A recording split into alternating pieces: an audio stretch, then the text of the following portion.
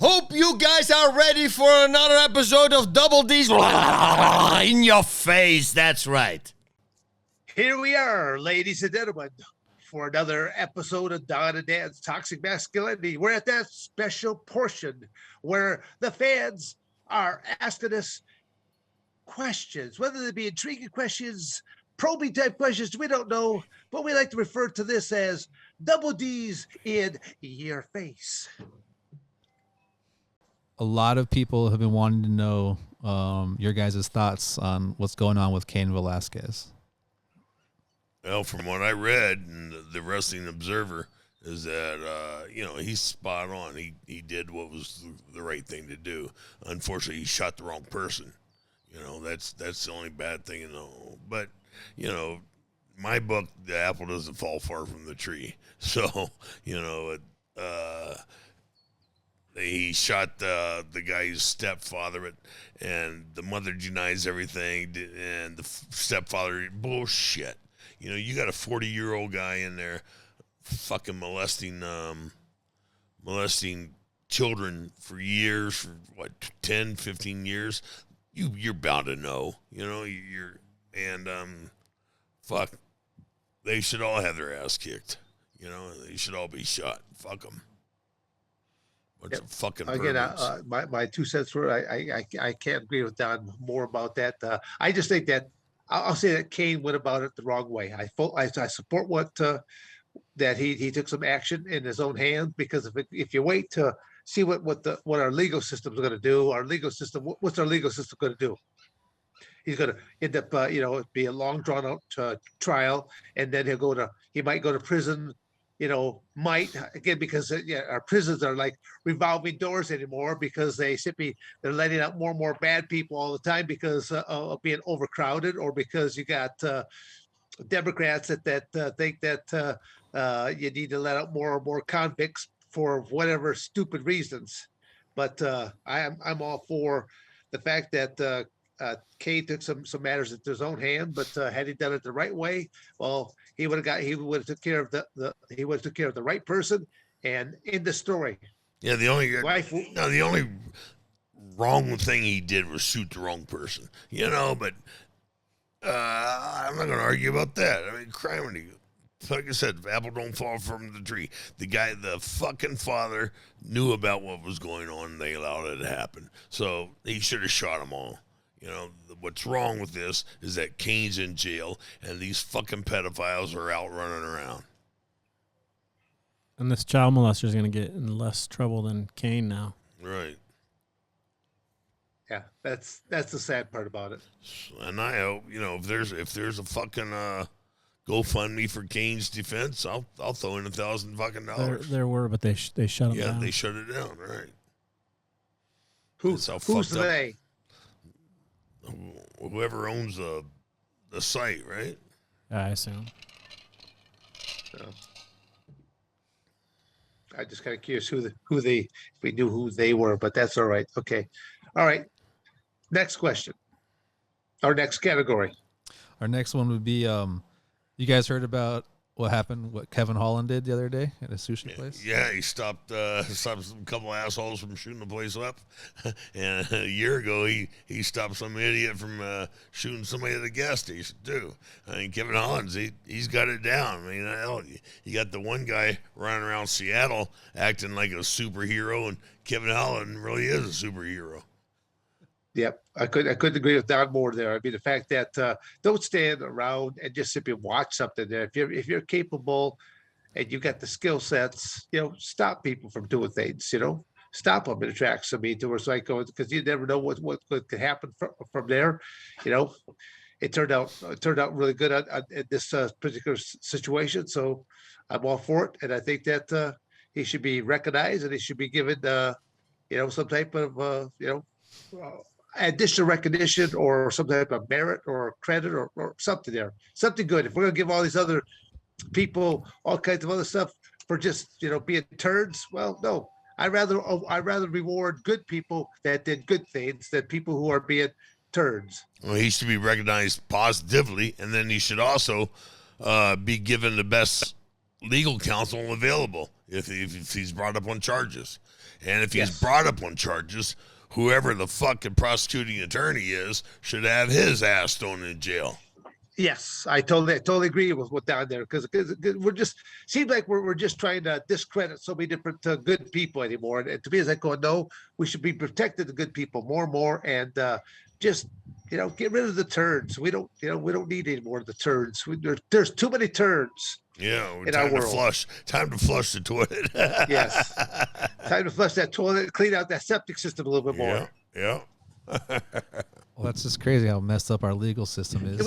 Is there any way we can get some kind of like a septic cleaning or toilet cleaning type of a sponsorship? Well, you gotta start with the fucking prosecuting attorney, county attorneys, and city attorneys, and the judges. But these fucking judges are, jeez, though, they're worse than the goddamn criminals. Well, like I was saying, it's crazy how our legal system's so messed up that pedophiles get off, and you can sue somebody that you robbed, for them defending yourself. Right. They say it's better for you to kill somebody that comes into your house, because if you hurt them, they can come back and sue you because you hurt them they try to rob you, but it's ridiculous. Our legal system just needs to be fixed. Well, we have some people asking your thoughts on Lia Thomas, the trans swimmer. The trans swimmer. You mean the fucking guy, the cunt guy who can't swim against men, so he's fucking puts on the girl swimsuit and swims against girls because he's a cunt. Shit. Piss on him. That one. Yeah. Yeah, that's the one. Yeah, because he can't cut it as a guy, so he wants to put on a girl swimsuit. Like I said earlier, it's like the guy who beats up little girl on the playground, because he's a piece of shit. I mean, how can this guy have any pride in what he's doing? I tell you what, cut your dick off and then I'll buy it. But where you still have a dick and you're producing testosterone, no, you're not a girl. You're not a fucking girl. Oh, see, you're even still being too generous at there. Down, I gotta say, even if you went through the through the surgery stuff like that, to me, it's like going, no, you were still born a male. You're not allowed to compete in female sports. Period. I go, to me, it's like going, there's male sports, there's female sports. If they want to have the transgender games, hey, go for it. Have your transgender games. I don't give two shits. Right. Nobody else will either. So again, a few years ago, I helped Boss Rutan, and can't remember Wade's last name, but Wayne Bang Ludwig. They were doing a seminar, and I got in there to help. And I was talking to two girls. I said, well, guys are stronger than girls. They can do this. And then they fucking complained. So I got fired. I got fired by Boss Rutan because these girls complained that I said men were stronger than women, And now this little douchebag, Lia, is proving that wrong. So I'm having fun with it, If you women are so stupid to think you compete with a man physically, Leah's sweetheart is proving you wrong, But on the other side, it's stupid. He's a piece of shit for doing it, and we're a piece of shit for allowing it to happen. Oh no, I totally agree with you. The fact that whoever sanctioned allowed this, that they are so wrong. You're a man. You're not allowed to compete into women's sports. Again, have your own transgender games. If they don't have right now, hey, too bad. You got your male sports, and again, he was a male swimmer. And where was he ranked as a male swimmer? I think he was like in the top, between 400 and 500, 400 and 500th place, wasn't he? I don't know. Was he? It was definitely towards the bottom of the ranking. He was not winning. That? He was definitely towards the bottom of the ranking and not winning anything. Yes, I saw an article. And he was too fucking lazy to work harder at it, so he put on a woman's swimsuit and grew his hair. On a good note, he finished Apparently, he finished last place in his last 100-yard freestyle race. He shouldn't even be competing. Agreed. Yep. I don't think there's really much more to say on this. I mean, it's just, we pretty much agree upon all the point. Men should not be allowed to compete in women's sports. Women should not compete in men's sports. Point blank. They've got their separate sports. Great. Let's have that. And, if you have your transgender games, no problem whatsoever. But on the other hand, I laugh my ass off because women aren't equal to men, and it's being proved. So, ha ha.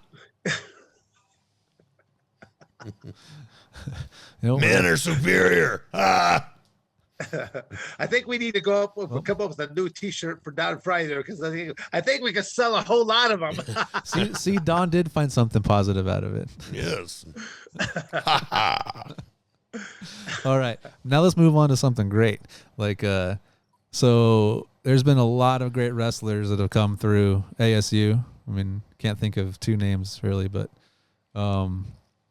anyways, in the future, and you guys' both opinions, what do you think the future holds for the program for amateur wrestling? Good. I mean, Dan said we've been in the top 5 for a decade or so now, which is fantastic. 20 years ago, we won the national tournament, team tournament. And Zeke Jones has got a good program going. And, Arizona State University has the most mixed martial arts champions out there. And, if they do something and, look at it as if you don't win in the NCAA wrestling, then you come on and you might have opportunity to win in the fight game. I mean, you might be able to take your skill set and combine it with another skill set, such as judo, Muay Thai, boxing, and then you'll be able to win the game, win the fight, win the fight title. Yeah, I'll jump right on what Don's saying right there. That I think that the state of Arizona and Arizona State University in particular provides a great opportunity for a lot of amateur wrestlers across the United States, and actually on a worldwide basis, because you can be a foreign student and could still come on into Arizona State's wrestling program. Yeah, the way that I think that they should be doing it there is that a lot of graduating high school seniors should be looking at relocating to the state of Arizona, getting getting some type of a job for at least 1 year. Then after a year, you will have what is known as in-state residency. Out-of-state tuition is probably the biggest cost factor for almost any college student. So after a year's worth of living inside the state of Arizona and proving that you actually have been working, you will end up, out-of-state tuition will be waived, and that's huge. That's huge. Also, the fact that you'll be inside this wrestling room that has a lot of great, I'll say, collegiate age level wrestlers, but then also there's the opportunity of working out with some of these sun-kissed wrestlers that could be a very highly ranked Greco-Roman wrestler, freestyle wrestler.